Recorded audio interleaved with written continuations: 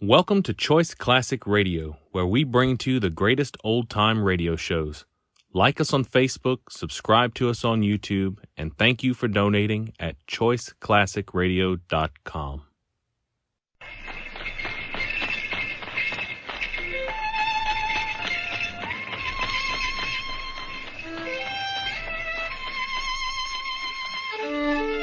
The Adventures of Sherlock Holmes. The original and immortal stories of Sir Arthur Conan Doyle, dramatized anew, with Sir Ralph Richardson as Dr. Watson and Sir John Gielgud in the role of Sherlock Holmes.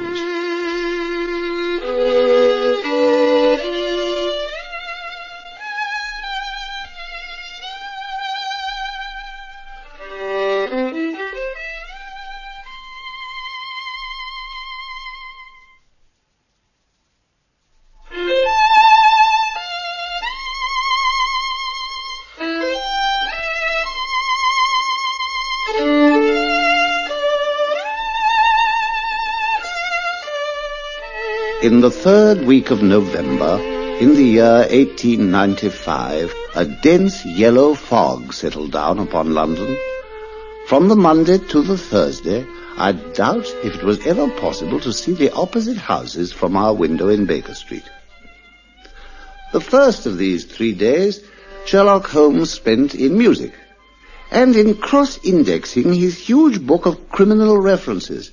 But when, for the fourth time, we saw the greasy, heavy, brown swirl still drifting past us, and condensing in oily drops on the window panes, Holmes' whole impatient nature could endure such drab existence no longer. It was fortunate for both of us that there suddenly arrived for him a telegram. Mycroft, Watson, it's from Mycroft, thank heaven. Your brother, Holmes? Of course. You'll remember him from that affair of the Greek interpreter, of course. Oh, of course, yes. Even if it's difficult to think of you with a family. Oh. You're an isolated phenomenon. No, not so long as Mycroft thrives. Believe it or not, Watson, Mycroft is an even more remarkable man than I am. Well, what does this remarkable brother of yours do in Whitehall? I seem to remember he's some kind of post under the government. Under? My dear Watson, Mycroft is the government. Oh, come, my dear. He draws £450 a year, remains a subordinate, with no ambitions of any kind, and yet the same great powers which I have turned to the detection of crime make Mycroft the central clearinghouse of every fragment of vital knowledge in the country. Oh, my dear. Everyone consults him, from the highest in the land. There's no state secret which he does not share. And that, again, is why this telegram is so remarkable. And I still don't know what's in it. Here, read it, man. Must see you about Cadogan West. Coming at once, Mycroft. Yes, and perhaps you'll be able to tell me, Watson, who this Cadogan West is. You're always buried in the newspapers. The name sounds vaguely familiar, I must confess. Yes, of course, Holmes. He's the young fellow who was found dead on the Underground Railway on Tuesday morning. Ah, found dead. And on the Underground, you said? Yeah, well, quite literally on it, Holmes, lying just beside the track outside Aldgate Station. I remember it all now. He'd plainly fallen out of a carriage. Or been thrown out, eh? Where was he travelling from? Nobody knows. He didn't have a ticket. No ticket. Dear me, Watson, this is really very singular. What else is known about him, do you remember? 27 years of age, I think, yes. And engaged to be married. And he was a clerk at the Woolwich Arsenal. The naval office, you know. Beautifully succinct, Watson. Government employee, eh? So behold the link with Brother Mycroft. Ah, and here comes Mycroft himself, if I'm not mistaken. I know that heavy step. Sherlock, my dear fellow. This is a most annoying business. Welcome, my dear Mycroft. Oh. Ah, and Lestrade with you, too. The good Lestrade of Scotland Yard. We are honoured. Your servant, Mr. Holmes. Dr. Watson. Hello, Lestrade. I must sit down, Sherlock. Oh, here. How are you? How do you do, sir? You, Dr. Watson, you'll forgive us, I'm sure. Oh, I never have any secrets from Watson, Mycroft. But this is... Yes, but you can count on my discretion, sir. Very well, but... Lestrade, close the door. Make certain no one can be listening. Very good, Mr. Holmes. As you know, I dislike altering my habits, Sherlock. In the present state of Siam, it's most awkward that I should be away from the office, but the powers that be would take no denial. I've never seen the Prime Minister so upset, and as to the Admiralty, it's buzzing like an overturned beehive. Really? And all because of a dead clerk without a railway ticket in his pocket? You know the facts, then? Well, my invaluable Watson has just been priming me. As much as I could, only what I've been reading in the papers. What the papers couldn't mention, Doctor, was that if West didn't have a ticket in his pocket, he at least had something else. Aha. Some technical papers, Sherlock. And I need say no more than that they were... Lestrade, no one can overhear us? No one, sir. The Bruce Partington plans, Sherlock. Well? Great heavens, man, you've heard of them. You must have heard of them. The plans of the Bruce Partington submarine. I know the name, of course, and of the invention. Hush, Sherlock. You may take it from me that naval warfare becomes an impossibility within the radius of a Bruce Partington. Is that so? Of course, the world has heard of the submarine, but the plans themselves have been most closely guarded. There isn't a foreign power that would give a fortune for them. Uh-huh. Under no conceivable circumstances were they to be taken from the office at Woolwich. And yet here we find them, in the pockets of a dead junior clerk in the heart of London. They've been found, then? No, Doctor. But you said that... 10 papers were taken from the safe at Woolwich, and there were only 7 in the pockets of this wretched youth.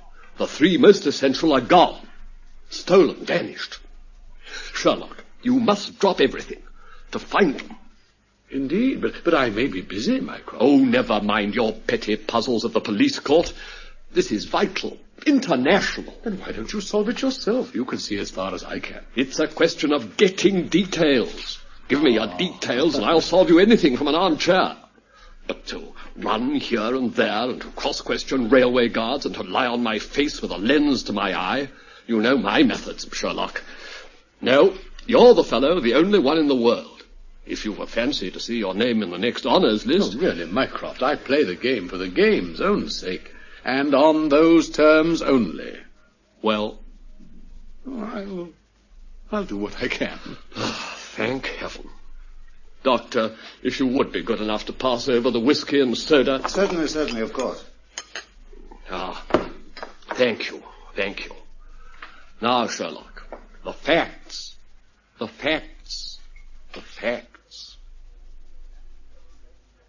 And so Lestrade and I, at first rather silent before those 2 remarkable brothers, came to hear of the events that had led up to the theft of the vital plans. We learnt that the official guardian of the papers had been the famous government expert, Sir James Walter. That there were 2 keys to the safe. Sir James had one himself, and that he'd spent the fatal night at his home in Berkeley Square, a fact that was vouched for by his brother, Colonel Valentine Walter. The other key was kept by the chief clerk, and he also was at his home that night. We argued, Lestrade and I, that Cadogan West, the traitor, must have obtained a 3rd key. Yes, that he presumably travelled to London with the papers to sell them to some foreign agent. And that perhaps a price had not been agreed, and they'd set off back to Woolwich to return the plans to the safe. The agent had followed him, murdered him in the train. And that the most vital of the papers was taken from his pocket, and that his body was thrown onto the line. Well, that's good, Watson. Good. You argue admirably, and you too, Lestrade. Yes, as you describe it, it holds together at least. But if you're right, the case is at an end. What is there for us to do, Mycroft? To act, Sherlock. To act. Of course the explanation holds together. Yet all my instincts are against it. As I can see that yours are, there are too many circumstances unresolved. Well, at least it'll serve to break the bleak monotony of this fog. Come along, Watson. You too, Lestrade. Yes, Mr. Mycroft. Oh, no, it's no good asking you, of course. We'll begin our investigations, I think, by a visit to Aldgate Station. I'll get my coat. Goodbye, Mycroft. You shall have my report in due course. Oh, before we go, pray write me the names of the most important foreign agents you know to be operating at present here in London. Very well. There are only 3. There are your names. Thank you, Mycroft. Come, Watson, to Aldgate.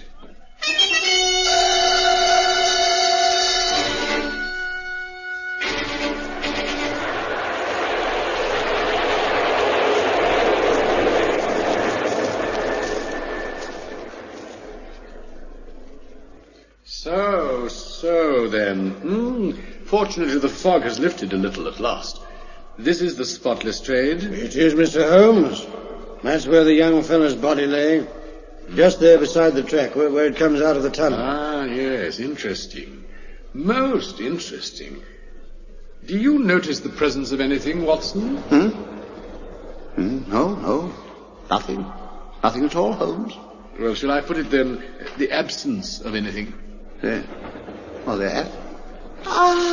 Of course. Of blood. Just so. And yet, as I understand it, there was a considerable wound, Lestrade. The bone was crushed right into the head. The railway carriage, then, if he was murdered in a carriage, must be covered in blood. No, Doctor. Every single carriage on this line that night has been examined. Inside? Of course. Where else? Nothing. I suppose, Lestrade, that except at a junction like Aldgate here, there are no great numbers of points on a railway system like this. Oh, I know very few, I'd say. Yet here there are so many, you see, and all on a curve, just as the lines begin to come out of the station. Well, the case grows in interest, Watson. I must study Mycroft's list of spies in the hansom. Thank you, Lestrade. I shall be in touch with you when Watson and I have paid our little visit. Our visit, Holmes? Yes, to Berkeley Square. But Cadogan West lived at Woolwich. Nevertheless, we visit Berkeley Square. Come, Watson. Our business is with Sir James Walter, the distinguished government expert whose decorations and accomplishments fill at least 2 whole columns in Who's Who. Good day, Lestrade. Yet in this case of surprises, we still had one more when we arrived at Berkeley Square. We were ushered into a dimly lit drawing room in the house of the great statesman-scientist, and we were joined there by a very tall and handsome gentleman of 50 or so, who introduced himself as Sir James' brother, Colonel Valentine. And from him we learnt, to our distress, that Sir James was dead. This morning, Mr. Holmes, this morning. You will forgive me, I've hardly recovered from the blow. I'm deeply sorry, Colonel Valentine, deeply sorry. How did he die, may I ask? It was this horrible scandal of the plans. My brother was a man of very sensitive honor. The papers were in his charge, you understand. It broke his heart. Yes, sincerely sorry. We had hoped that he might give us some indications that would help us to clear the matter up. Well, it was as much a mystery to him as to all of us, Dr. Watson. He had no doubt, I suppose, that Cadogan West was guilty. None, sir. Consider the facts, after all. The young fellow and his fiancée were walking to Woolwich Theatre that night. Suddenly, as they were passing the naval offices, he darted away and left her in the fog. And she never saw him again. Dreadful. But why this sudden disappearance? Can you explain it? He'd obviously gone to steal the papers. No doubt some agent had corrupted him. He needed money. He took the papers to London and met his death by some form of double-crossing, as I believe it's known in such circles. Yes, of course. That's the only explanation indeed. But you can understand, Mr. Holmes, how deeply disturbed I am. Naturally, Colonel. Forgive me for having taken up so much of your time already. Come, Watson, we must take our leave. Goodbye, Colonel. Good day, sir. Goodbye, gentlemen. And now, Watson, to Baker Street. Then I shall leave you for a little on business of my own, but we shall meet again later tonight at Goldoni's restaurant in the Gloucester Road in Kensington. You'll join me there at 9, Watson, and kindly bring a jemmy, a dark lantern, and a revolver with you.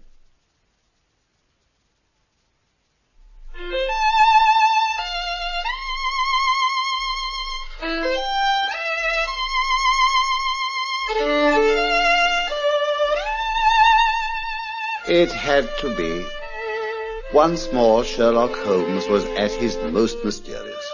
I watched him, in Baker Street, pore over a map of London, consulting again and again the list of known foreign agents which Mycroft had given him.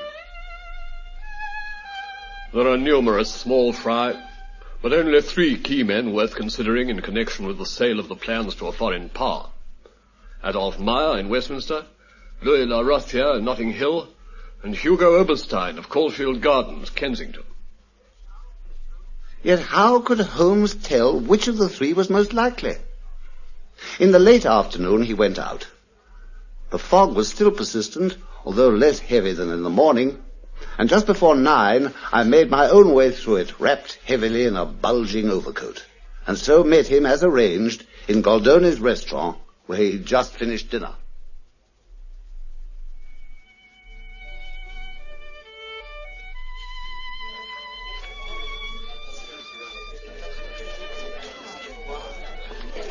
Watson, my dear, infallible Watson, let me offer you a cup of coffee. No, thanks. Well, this is quite a singular adventure, Watson. I fear that up to now I've kept you rather in the dark. You always do. The tools I mentioned. The burglar's tools. You've got them. Under my coat. That's why I haven't dared to take it off. Excellent. The proprietor's been so very kind as to present me with this cigar. Do have it, my dear fellow. No, thank you. They're less poisonous than one would expect. Oh, well, thank you. But I'd rather have an explanation. Well, so you shall. What is it exactly that you want me to explain? Whose house is it we're going to burgle? Oh, yes, of course. The house of Mr. Hugo Oberstein at 13 Caulfield Gardens. What, the third name on your brother's list? The same. Come, Watson. Waiter, my hat and coat. It is time for us to go.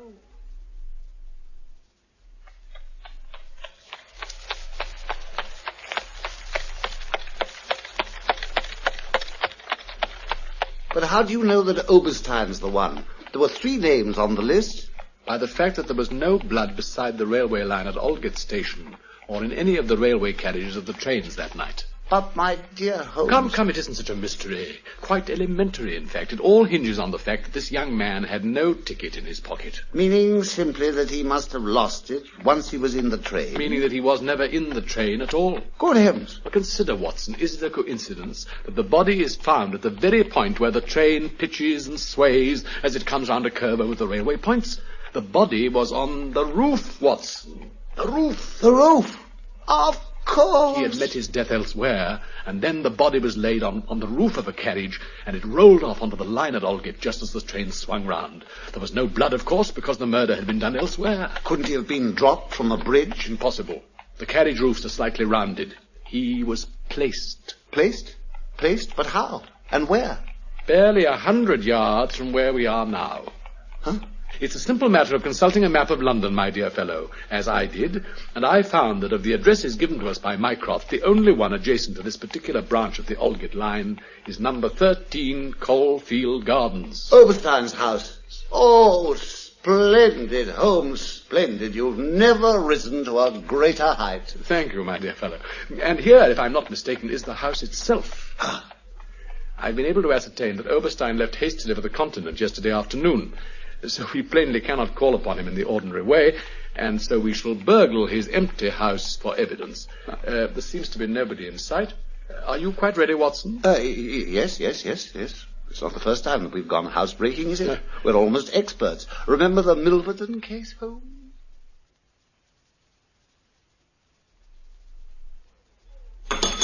Oh, dash it. Now, Watson, control yourself. I thought we were supposed to be experts. Yes, well, the Milverton case was 13 years ago. Yes, time flies, does it not? Here we are. I fancy this back room's the one we're looking for. Yes, you were right about the railway, Holmes. It's just below the window. I thought so. One of those places where the underground comes to the surface. Deuced noisy house to live in, I'd say. But a convenient one for the disposing of corpses. Listen, there's a train coming now. You stay there, Watson, and watch how closely beneath the window the carriage roofs pass. What are you doing, Holmes? Prowling about, seeing what I can find. The missing papers, eh? Of course not. They're somewhere on the continent by this time. No, anything I can lay my hands on that might serve as a clue. There's a box here. What's in it, Holmes? Attend to your own business, man. The train. Push open the window.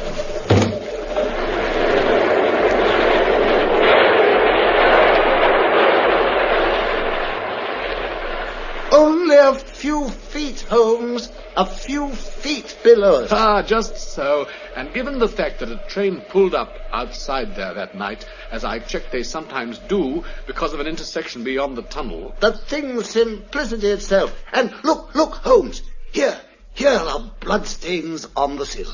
Oh, you're becoming quite observant, my dear fellow. I noticed them the moment we came in. However, this little box, do you see it? What's in it? Cuttings. From the personal column of the Globe newspaper, if I'm not mistaken, judging by the print and colour. As you know, I've made a study of such things. Hold the lantern, Holmes. Let me see. Yeah, they're pinned together in consecutive order. It's plainly the way in which Oberstein communicated with his confederate. Here is he. Yes. Stuff waits you when goods delivered, terms agreed, signed, Pierrot. And here's another. It's the last of them. Look, Holmes. Monday night after 9, 2 taps. Payment in hard cash when commission fulfilled. Also signed Pierrot. And Monday night. Significant, Watson. I think that a visit to the Globe offices would not be amiss before we retire for the night. Then a lazy day tomorrow, perhaps, except that you'll have a couple of telegrams to send off. Telegrams to whom? One to my brother and the other to Lestrade, asking them both to meet us in this house here tomorrow evening, just before 9 o'clock. In this house, Holmes? Yes, the front room this time, I think. Yes, the front room.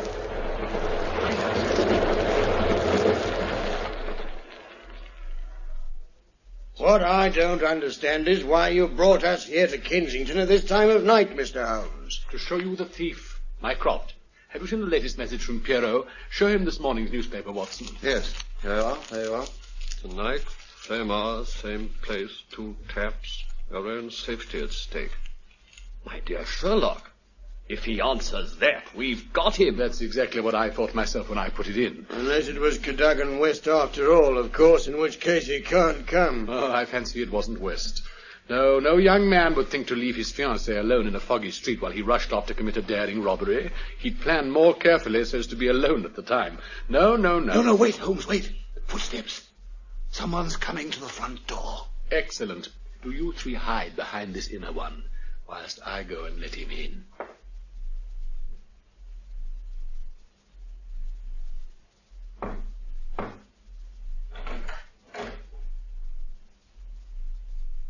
Come in, sir, this way.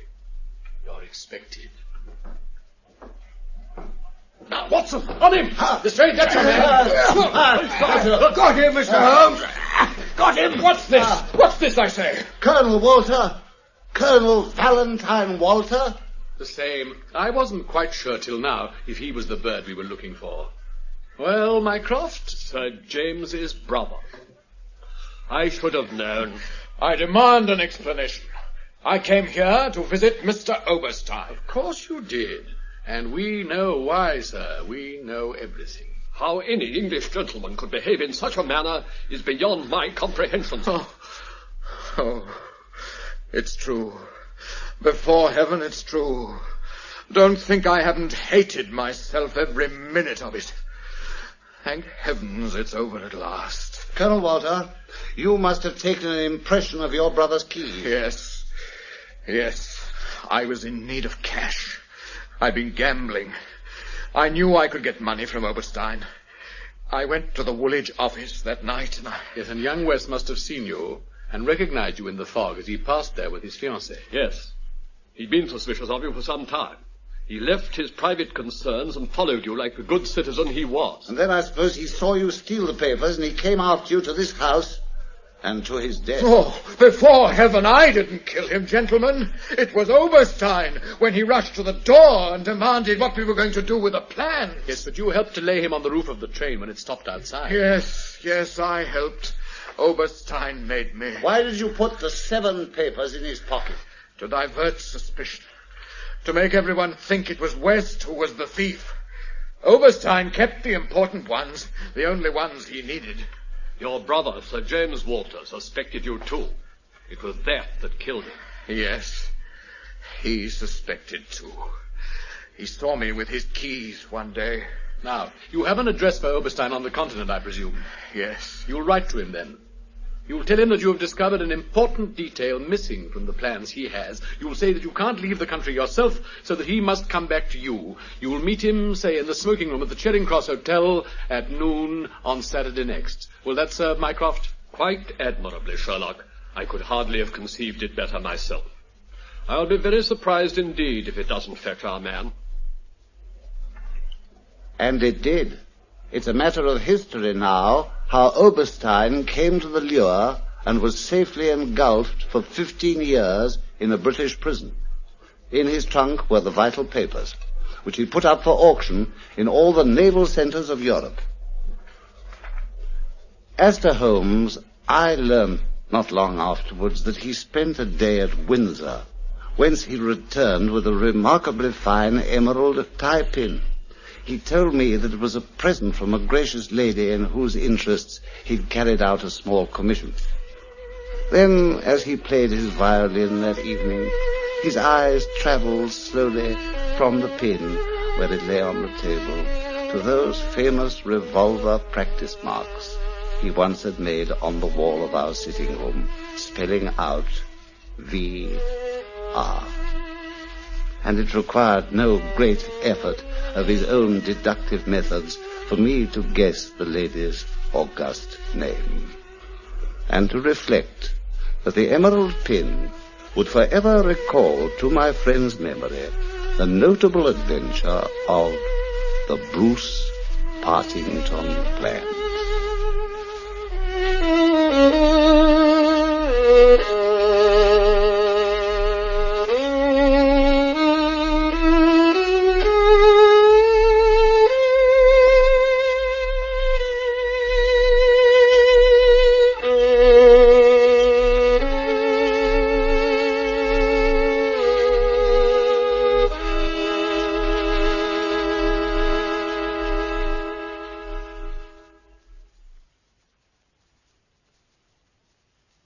The Adventures of Sherlock Holmes, based on the original stories of Sir Arthur Conan Doyle, have been dramatized anew with original music composed by Sidney Torch.